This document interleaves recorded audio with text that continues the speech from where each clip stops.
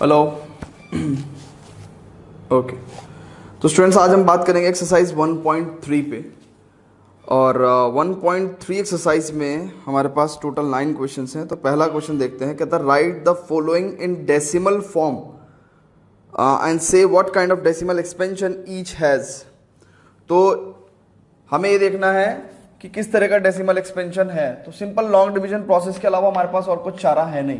तो 36/100 को हमें डेसिमल एक्सपेंडेड फॉर्म में लिखना है। तो what we will do, we will just divide and let's say we put a point because 36 we can not divide by 100। So let's say it's point लगा के 0 आ गया एंड वी गॉट 3, सो 300, then 60 and we got another 0, so 100 times 6, so it's 600, right? Remainder becomes 0. Now you can write it as 0.36, ठीक है ना।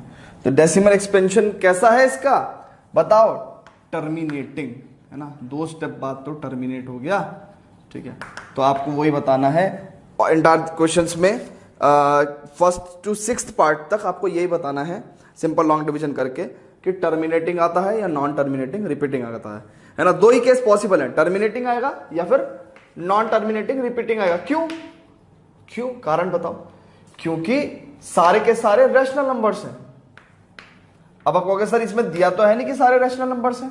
भैया इन सारे क्वेश्चंस की अगर हम बात करें फर्स्ट टू लेके 6 पार्ट तक, सारे के सारे P/Q फॉर्म में प्रेजेंट हैं और P और Q दोनों इंटीजर्स हैं, Q 0 नहीं है। तो इसका मतलब क्या है, ये सारे के सारे P/Q होने की फॉर्म होने की वजह से क्या है, सारे के सारे रैशनल नंबर्स हैं। और रैशनल नंबर्स 2 ही तरह के डेसिमल एक्सपेंशंस देते हैं, या तो टर्मिनेटिंग या फिर नॉन टर्मिनेटिंग रिपीटिंग। तो एंटायर 6 के 6 पार्ट्स आप लोग करेंगे। Let's just proceed to the second question students, है ना। और एक क्वेश्चन और का आता है, थर्ड क्वेश्चन। ये थर्ड क्वेश्चन में भी आपको कंफ्यूज नहीं होना है ना। 4 होल 1/8 है, तो इसको आप कैसे लिखोगे, 33/8 है ना। 8 4 जा 32 प्लस 1 33/8। बेसिकली 4 होल 1/8 का मतलब क्या है, 4 plus this much of fractional part, है ना। तो ये 4 होल 1/8 का मतलब होता है 4 प्लस 1/8। सो 8 4 32 plus 1 33/8। Now simply you can just divide it and write in the decimal expansion form, ठीक है। नाउ दूसरा क्वेश्चन देखते हैं students. Now students second question में कहता है you know that 1/7 is equals to 0.142857 bar.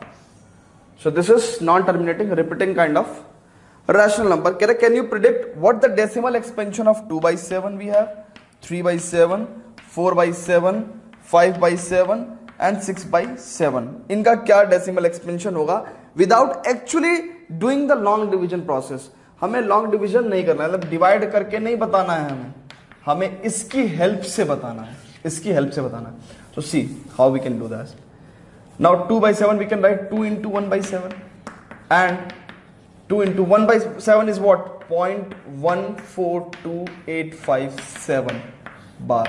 Now simply what you can do, simply 2 से multiply कर दो, यू विल गेट व्हाट, 2 7 जा 14, 1 कैरी, 2 5 जा 10 प्लस 1 11, 1 कैरी, 2 8 जा 16 प्लस 1 17 कैरी 1, 2 2 जा 4 प्लस 1 5, 2 4 जा 8, 2 1 जा 2 एंड अगेन जहां तक डिजिट्स रिपीटेड थी उन पे अगेन फिर से बार। So this is how without doing the long division process, divide करने के अलावा भी आप क्या कर सकते हैं, आप सिंपल 2/7 की वैल्यू लिख सकते हैं, ठीक है। इतनी इंग्लिश तो समझ में आती होगी ना यार, सीबीएसई बोर्ड के बच्चे हो, है ना, तो थोड़ा बहुत तो इंग्लिश समझ में आती होगी ना, है ना। कुछ बच्चे कमेंट करते हैं सर मतलब आप तो इंग्लिश बोलते हो, फिर साउथ इंडिया वाले कहते हैं कि सर आप तो पूरा हिंदी बोलते हो, है ना। तो हमें तो पूरा देश का ख्याल रखना है भाई, तो थोड़ा नॉर्थ इंडिया वाले कोऑपरेट करें और थोड़ा साउथ वाले भी, तो उससे क्या होगा कि थोड़ा इंग्लिश थोड़ा हिंदी थोड़ा मैथ चल जाएगा ना। ओके, तो ऐसे ही करके बच्चे आप सबका क्या कर दोगे, 3/7 को आप 3 into 1/7 करके लिख दोगे, है ना। 4 into 1/7, तो ऐसे करके आप सबके आंसर लिख देंगे ना, 5 into 1/7। ध्यान रहे स्टूडेंट्स, हमने आपको बताया था एग्जाम्पल में भी, अगर आपको 7/7 पूछता है तो आपको 7 into 1/7 करके ये यूज नहीं करना है, आप सिंपल 7/7 सिंपल 1, ठीक है ना।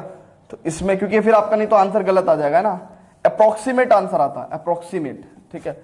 तो इसलिए उसका ध्यान रखेंगे। तो ये सारे क्वेश्चंस कर देंगे। बढ़ते स्टूडेंट्स थर्ड क्वेश्चन पे, कहता है कि इन एक्सप्रेशंस को P अपॉन क्यू की फॉर्म में रिप्रेजेंट करेंगे, है ना। तो करते हैं उससे पहले before that pause video, note it down. Student third question के 3 पार्ट हैं और हमें इन सारे डेसिमल एक्सपेंडेड फॉर्म को हमें P अपॉन क्यू फॉर्म में लिखना है ना। तो P अपॉन क्यू फॉर्म में कैसे लिखते हैं, हालांकि हमने आपको इंट्रोडक्शन में बताया बट फिर कर रहे हैं, देखते हैं। देखो इसको P अपॉन क्यू की फॉर्म में लिखना है, दिस इज अवर ऑब्जेक्टिव, ये हमें करना है। तो हम क्या कहेंगे बेटा, सबसे पहले देखो अब ये देखो, हमने जिस चीज को कन्वर्ट करना है P अपॉन क्यू फॉर्म में, हमने उसको x मान लिया। Let x is equal to 0.6 bar. Now 0.6 bar की अगर हम बात करें तो 0.6 bar is equal to what, 0.6666 and so on. Now कितनी डिजिट्स रिपीट कर रही हैं, सिर्फ एक डिजिट रिपीट कर रही है। पॉइंट के बाद जस्ट पॉइंट के बाद जो डिजिट है वो रिपीट कर रही है। कितनी, एक ही डिजिट रिपीट कर रही है, 6 रिपीट कर रही है। तो हमने क्या कहा था आपको कि जितनी डिजिट रिपीट करेंगी उतनी जीरो लेंगे हम, है ना। 1 के आगे उतनी जीरो लेंगे। अब इस 10 से हम करेंगे मल्टीप्लाई बाय 10 बोथ साइड, ठीक है। तो हालांकि मैं आप लोगों को इस तरह से नहीं पढ़ाना चाहता जुगाड़बाजी के साथ, है ना, कि भाई कितनी डिजिट रिपीट कर रही हैं और क्या नाम जो है हम 1 के आगे उतनी जीरो लेके मल्टीप्लाई करेंगे बोथ साइड, है ना। तो ये जुगाड़बाजी समटाइम्स बतानी पड़ती है क्योंकि आप 9th क्लास में हैं, बहुत सारी चीजें कंसेप्चुअल हैं जो आपका क्लास के डेवलपमेंट के साथ 9 से 10, 10 से 11 जब आप जाओगे तो आप खुद ही समझ जाओगे कि why we are doing this, ठीक है ना। सिंपली इसको करने के पीछे क्या रीजन है, आप जब पूरा क्वेश्चन को, जब इसी सेम क्वेश्चन को आप 10th क्लास में देखोगे, 11th में देखोगे, 12th देखोगे, तो आपको पता चलेगा यार इसमें कुछ था ही नहीं, ठीक है ना। बट एक 9th क्लास के स्टूडेंट को हमें बेसिकली कॉन्सेप्ट्स के साथ प्रॉब्लम सॉल्विंग भी सिखानी है। That's why sometimes we have to use the जुगाड़बाजी, है ना। तो मल्टीप्लाई बाय 10 बोथ साइड, तो क्या होगा, 10x is equals to, now this is 6.6666 and so on, ठीक है ना। And we can write 6.666 as 6 plus 0.666 and so on. यानी कि हम कह सकते हैं 10x is equals to 6 plus 0.6 bar.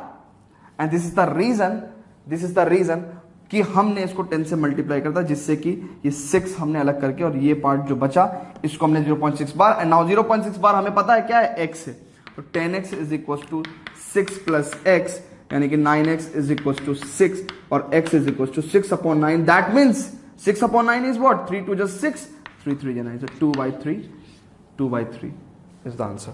So what we will say कि 0.6 बार को हम क्या लिख सकते हैं, 2/3 की फॉर्म में, that is P upon Q form हमने लिख के दिखा दिया। Next to this students what we have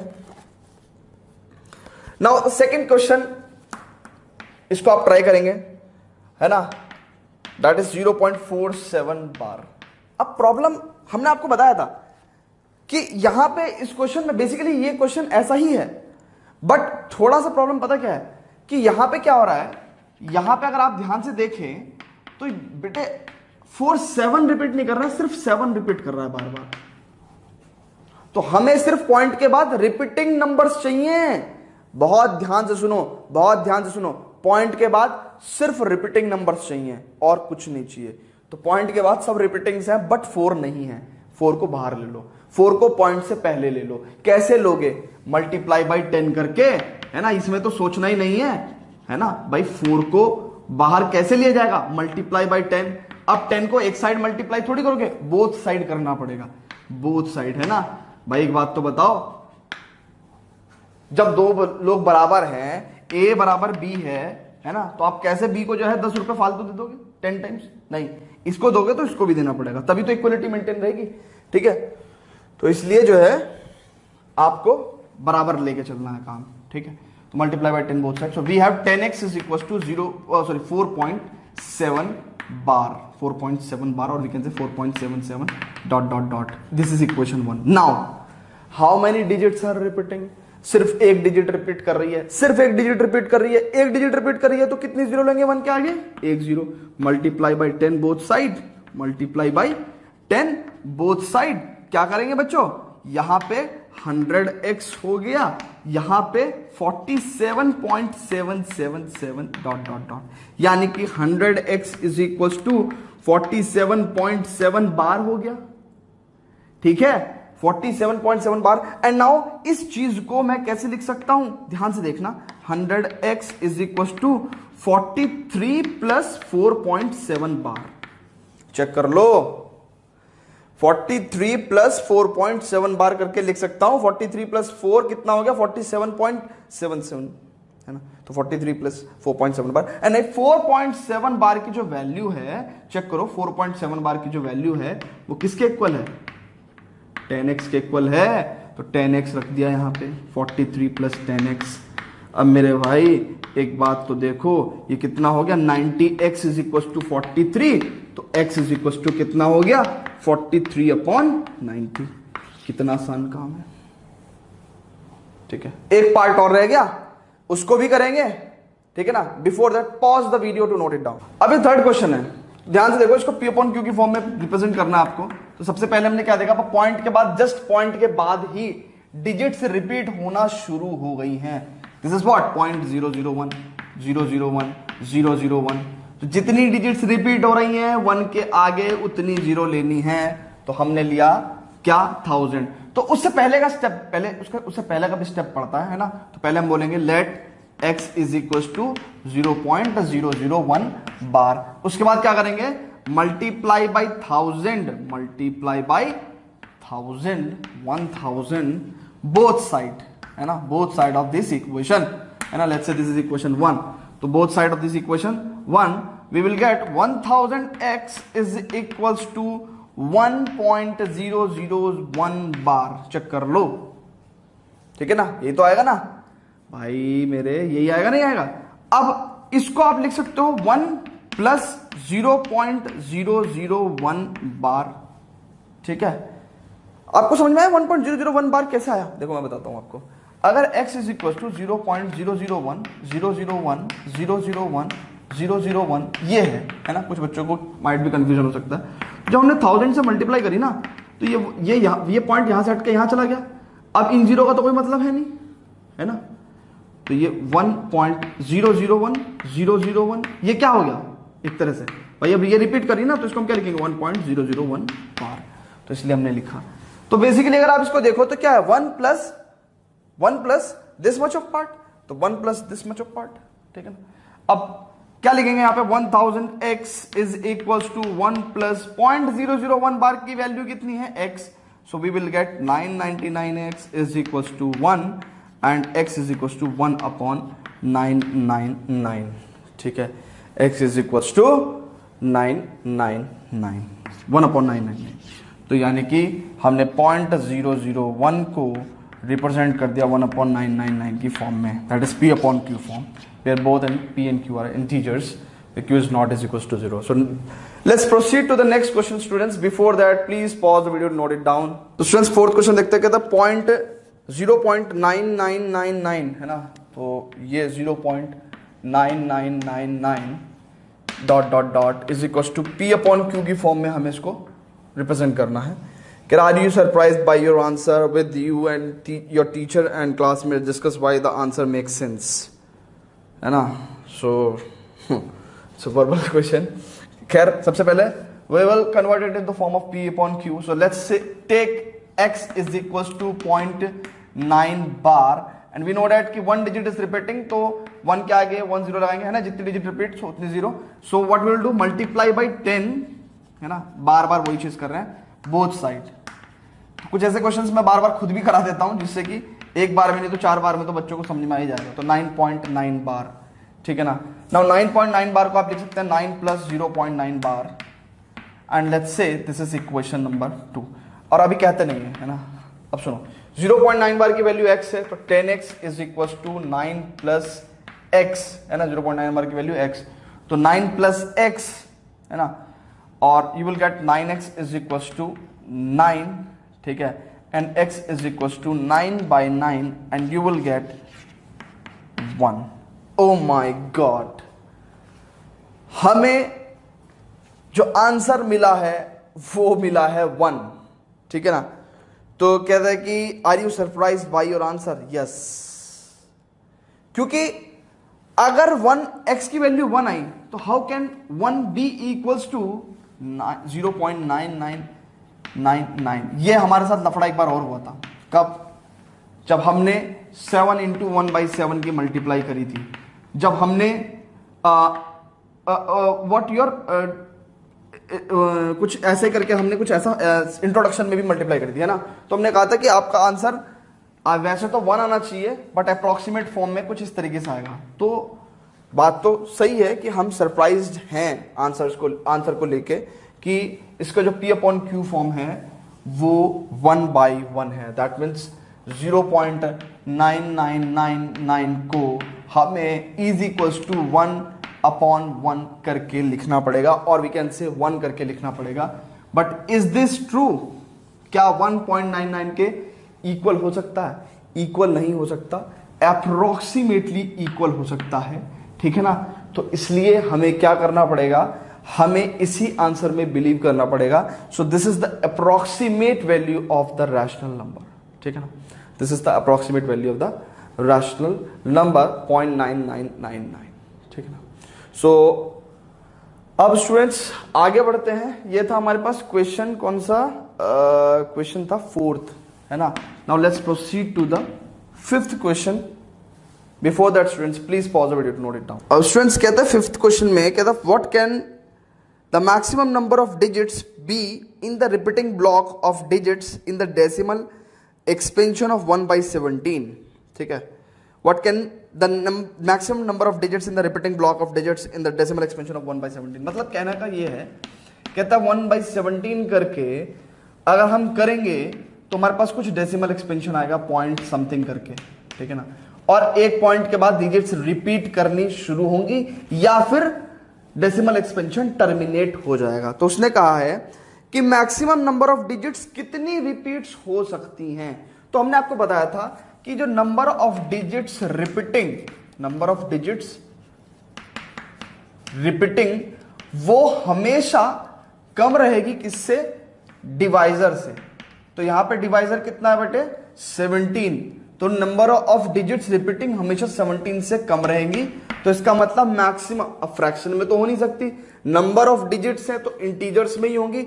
मतलब समझ लो, हम ऐसा थोड़ी कह सकते कि 3.5 डिजिट रिपीट कर रही है या 4.5 डिजिट रिपीट कर रही है, 4.25 डिजिट रिपीट कर रही है, नहीं, हमेशा नंबर्स में बताएंगे 5, 6, 7, 8 डिजिट्स रिपीट कर रही है ना। तो नंबर्स ऑफ डिजिट रिपीटिंग तो हमेशा इंटीजर्स होंगी। तो 17 से छोटा इंटीजर कौन सा होगा? 16। तो यानी कि मैक्सिमम नंबर ऑफ डिजिट्स, मैं ये नहीं कह रहा हूं कि एक्चुअल में इतनी रिपीट होंगी, मैं कह रहा हूं maximum number of digits repeating possible digits repeating maximum number of digits repetition possible is 16। तो अब ध्यान रहे हमेशा जिंदगी में आपको कि अगर डिवाइजर आपका n है, डिवाइजर अगर आपका n है तो मैक्सिमम कितनी डिजिट्स रिपीट कर सकती हैं? n-1। Maximum number of digits repeating could be n-1। ये बात ध्यान रखना। तो ये तो हमने बता दिया आंसर, है ना। लेकिन ये मैक्सिमम नंबर ऑफ बता दी, हमने एक्चुअल नंबर नहीं पता। तो कह रहा है कि 1/17 में कितनी डिजिट्स रिपीट करेंगी? Perform the division to check your answer. तो हम इसमें परफॉर्म करेंगे अपना डिवीजन, यानी कि डिवीजन करेंगे to check our answer. So let's just divide 1/17, है ना। तो अब 1/17 है ना, करते हैं इसको, ठीक है। मैं करता हूं, आप खुद अपनी कॉपी पे करें फिर चेक करके देखें। तो स्टूडेंट्स ये है 17 का मतलब 1/17 डिवीजन प्रोसेस, है ना। तो हमने पूरा करा, फिर हमने जब देखा कि ये चलता गया और हमें भी पता था क्योंकि 17 डिवाइजर है तो मैक्सिमम कितने डिजिट्स तक जा सकता है क्वेश्चन, है ना। अगर रिपीट होगा तो 16 डिजिट्स तक जा सकता है। n अगर डिवाइजर है तो n-1 तक जा सकता है। तो हमें पता था कि मैक्सिमम 16 डिजिट्स हो सकती है क्योंकि ये एक रैशनल नंबर है। तो हमने डिवीजन हम करते गए और हमें देखा कि हाँ एग्जैक्टली 16th नंबर जब आ गया उसके बाद रिमाइंडर हमारा 1 आ गया। अब हम क्योंकि पॉइंट के बाद चल रहा था एक 0 लेंगे, अब 17 को अब 10 पे तो चला नहीं सकते, तो डेफिनेटली यहाँ 0 आएगा, फिर यहाँ पे 100 आएगा और फिर से यही चीज चालू हो जाएगी। तो यानी कि 0 से ही अब आगे नंबर स्टार्ट हो जाएंगे। तो इसका मतलब क्या है, हम आगे डिवीजन करते ही नहीं है, ठीक है। और हम कहेंगे कि भाई ये जो डिजिट है ये रिपीटिंग हो जाएगी अब। तो इसका मतलब 1/17 वी विल राइट एज 0.058823529411767, ठीक है ना। तो दिस बार, ठीक है ना, 0.058235294117647। तो ऐसे कुछ क्वेश्चंस में कैलकुलेशन मिस्टेक होने की ज़्यादा चांसेस होते हैं, तो ऐसे क्वेश्चंस को आप एग्जाम में जाने से पहले हमेशा प्रैक्टिस करके जाएं, ठीक है ना। और ये तो आपके एग्जाम में पूछा जा ही सकता है, ठीक है। तो next to this students we have question number 6। Before that students please pause the video to note it down. अब स्टूडेंट सिक्स्थ क्वेश्चन देखता है, कहता है कि look at several examples of rational numbers in the form of p upon q where p and q are integers with no common factors other than 1 and having terminating decimal representations expansions. Can you guess what the property q must satisfy? सबसे पहले question समझना पड़ेगा students, सबसे पहले question समझना पड़ेगा।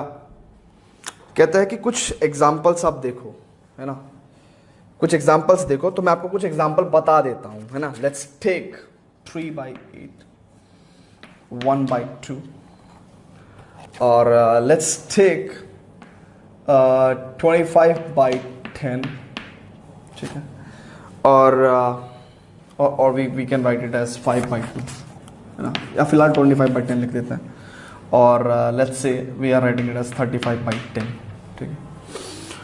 तो कहता है कि look at the several examples of rational numbers in the form of p upon q। ये सब p upon q की फॉर्म में हैं।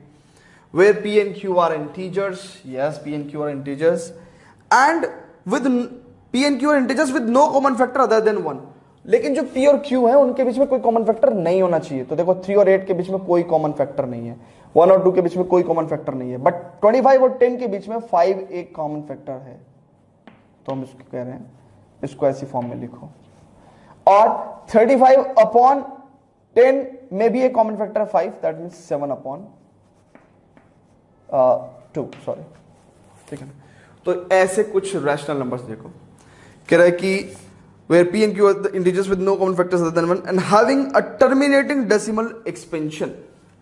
तो इन सब का टर्मिनेटिंग डेसिमल एक्सपेंशन है, टर्मिनल डेसिमल एक्सपेंशन है, ठीक है। अब देखो इन सब का टर्मिनेटिंग डेसिमल एक्सपेंशन क्यों है, मुझे पता है, क्योंकि क्लास 10th में आपको भी पता चल जाएगा कि आप देखते ही बता दोगे कि टर्मिनेटिंग डेसिमल एक्सपेंशन होगा कि नहीं होगा। क्लास 10 चैप्टर 1 रियल नंबर्स में हम ये चीज पढ़ेंगे कि हम p upon q फॉर्म को देख के बता देंगे कि इसका टर्मिनेटिंग डेसिमल एक्सपेंशन होना है या फिर नॉन टर्मिनेटिंग रिपीटिंग होना है, ठीक है ना। दो ही तरीके पॉसिबल है। तो कहता है कि ये जो q है, q तो नीचे वाला है ना भैया, है ना।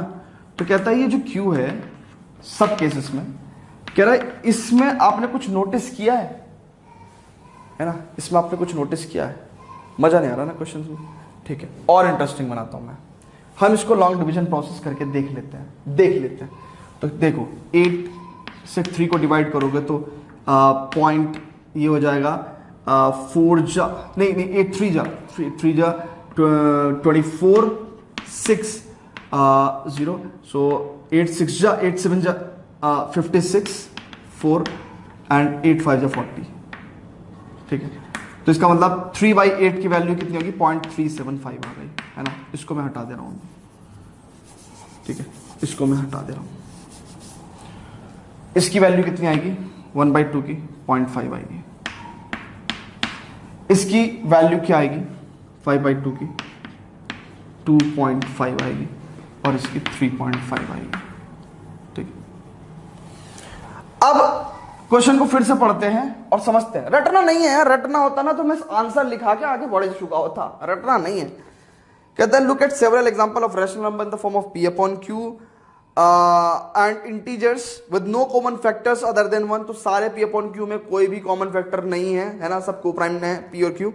And having terminating decimal expansion, तो टर्मिनेटिंग डेसिमल एक्सपेंशंस भी हैं इनके। कह रहा can you guess what property q must satisfy. कह रहा कि जो q है, q यानी कि हमारे कहां है, डिनोमिनेटर में q है। कह रहा कि इनके ऊपर कोई प्रॉपर्टी आप गेस कर सकते हो, करते हैं गेस। 0.375, पॉइंट काटा नीचे 1000 आ गया, है ना। पॉइंट हटा के 1 और जितने ये डिजिट्स हैं उतने जीरो हम लोगों ने नीचे ले ली, तो अब नंबर क्या हो गया 375 हो गया। अब अगर आप इसको देखो बहुत ध्यान से, तो जब हम इसको काटेंगे पीटेंगे तो 3/8 फॉर्म आ जाएगी। नाउ 8 को अगर आप ऑब्जर्व करो तो दिस इज 2/3। नाउ इसमें भी हम क्या करेंगे, 0.5 को जब हम पॉइंट काटेंगे तो 10 है ना, तो ये भी कितना हो गया 1/2, तो यानी कि यहां पे क्या लिखेंगे 2/1, ठीक है। उसके बाद यहां पे भी 5/2, ठीक है, और इसमें भी यहां पे क्या है 2/1 7/, तो इन एग्जाम्पल से तो हम एक चीज ऑब्जर्व कर रहे हैं कि जो Q है जो डिनोमिनेटर है उसका प्राइम फैक्टराइजेशन 2 या 2 की सम पावर होगा, ठीक है ना। लेकिन और भी ऑब्जर्वेशन थी, वो इन एग्जांपल्स में क्लियर नहीं हुई है। क्लास 10th में चैप्टर 1 में ये सारा कंफ्यूजन दूर हो जाएगा। तो मैं अब कंक्लूजन निकालता हूं कि जब भी ऐसा कोई रैशनल नंबर होगा जिसका डेसिमल एक्सपेंशन टर्मिनेटिंग होगा, उसमें जो डिनोमिनेटर Q है उसका prime factorization of Q will be of the form 2 power n into 5 power m, where n and m are whole numbers, है ना। तो कुछ भी हो सकता है, यानी कि m की वैल्यू कभी 0 हो सकती है, तो ये 2/3 हो गया, है ना भाई। m की वैल्यू 0 ली, n की वैल्यू 3 ली, तो ऐसा हो सकता है। n की वैल्यू 1 लोगे, m की वैल्यू 0 कुछ भी हो सकता है। यानी कि जब भी डेसिमल रैशनल नंबर के डिनोमिनेटर में 2/1 5/2, 2/2 5/1, 2/0 5/2, ऐसा कुछ भी होगा, तो आपको समझ जाना है कि जब आपका डिनोमिनेटर का फैक्टराइजेशन इस फॉर्म में है 2 power n 5 power m, where n and m are whole numbers, समझ जाओ ये रैशनल नंबर का डेसिमल एक्सपेंशन टर्मिनेटिंग होने वाला है। ऐसे केस में decimal expansion will be of terminating, decimal expansion will be terminating, ठीक है। अब आगे के क्वेश्चंस करते हैं, विल बी टर्मिनेटिंग। चलो जी स्टूडेंट्स आगे बढ़ते हैं। Before that pause the video, note it down. 3 more questions in this exercise. Now students, question number 7 देखते हैं, write 3 numbers whose decimal expansions are non terminating non repeating. यानी कि वो simple आपसे क्या कहना चाह रहा है कि 3 इरेशनल नंबर्स बता दो, तो बता दो यार 3 इरेशनल नंबर्स, बताया तो था लिखना, है ना। कुछ भी दिमाग में लो, 0.12 012 00 12 000 12 000 के बाद अभी 4 0, और ऐसे करते रहो। ना तो डिजिट्स टर्मिनेट हो रही हैं, ना ही रिपीट हो रही हैं, हर बार कुछ नया पैटर्न निकल के आ रहा है। ऐसे 3 बता दो, तो मैंने बता दिया। अब आप 160 1600 1600 1600 एंड चलता रहेगा। एक और लिखूं मैं, खुद लिख लो। चलो जी, कह रहा right 3 different irrational numbers between the rational number 5/7 and 9/11। Same question है, बट अब कंडीशन है कि 5/7 और 9/11 के बीच बताना है। तो भाई 5/7 और 9/11 तो रैशनल नंबर्स हैं, साफ साफ पी अपॉन क्यू फॉर्म में दिख नहीं रहे तुम्हें, ठीक है ना। तो इसमें दोनों की क्या निकाल दो, डेसिमल एक्सपेंडेड फॉर्म निकाल दो। तो 7 को जब हमने 5 से डिवाइड किया, 5 को 7 से डिवाइड किया, तो 7 पॉइंट लगाया 0, 7 7 जा 49, 1 0, 7 1 जा 7 3, है ना। तो ये कितना हो गया, थोड़ा जगह चाहिए यार हमें, है ना। तो 8th क्वेश्चन करने के लिए इसको रब करते हैं, 8th क्वेश्चन को ऊपर से करते हैं। 8th क्वेश्चन 5/7 और 9/11 के बीच में 3 इरेशनल नंबर चाहिए। तो 5/7 सॉल्व करेंगे सबसे पहले। तो 7 ये हो जाएगा, पॉइंट लगाया 0 लाई, तो 7 7 जा 49, 1 0, 7 1 जा 7, 3 0, 7 4 जा 28, 2 0, 7 2 जा 14, 6 0, 7 8 जा 56, 4 0 और 7 5 जा 35, ठीक है। और उसके बाद उसमें से 5 के 5, अब 5 आ गया तो इसका मतलब क्या होगा, 50 जब लिखेंगे तो यही रिपीट होना शुरू हो जाएगा। तो ये हो गया 0.714285 बार। ये तो लिख दिया। ऐसे 9/11 को लिख दो। कैसे लिखोगे देखते हैं। पॉइंट लगा के 0 लगाया यहाँ पे, तो उसकी 11 8 जा 88, 2 11 1 जा 11, 9, ठीक है ना। तो अब 9 ही आ गया वापस, ठीक है, तो ऑब्वियसली वो रिपीट कर देगा, तो 0.81 बार, ठीक है। तो 0.71 और 0.81 के बीच में कौन से नंबर आएंगे? मैं ले लूं 0.75, तो 0.75 0 7500 75000 लिखना शुरू कर दो, ठीक है। और उसके बाद 0.760 7600 76000 एंड सो ऑन, है ना। 3 रैशनल नंबर्स लिख दिए हमने, 0.770 7700 77000 and so on. 3 irrational number लिख दिए हमने, 0.714 285 बार एंड 0.81 बार के बीच में, ठीक है। That's how it is easy, है ना। You can write every time you're on. Now question number 9 में देखते हैं। क्वेश्चन नंबर 9 कुछ नंबर्स दे रखे हैं, उनको हमें रैशनल और इरैशनल में क्लासिफाई करना है। And the next to this we have representing real numbers on the number line by visual like magnification process basically, ठीक है ना। Visualize the representation by process of successive magnification is the correct term, okay. तो वो करना है। And then we have operation of real number. So before that students please pause video, note it down. तो students question number 9 में कुछ numbers दिए हैं आपको, ठीक है ना। √23 जैसे √2225, ठीक है, और 0.3796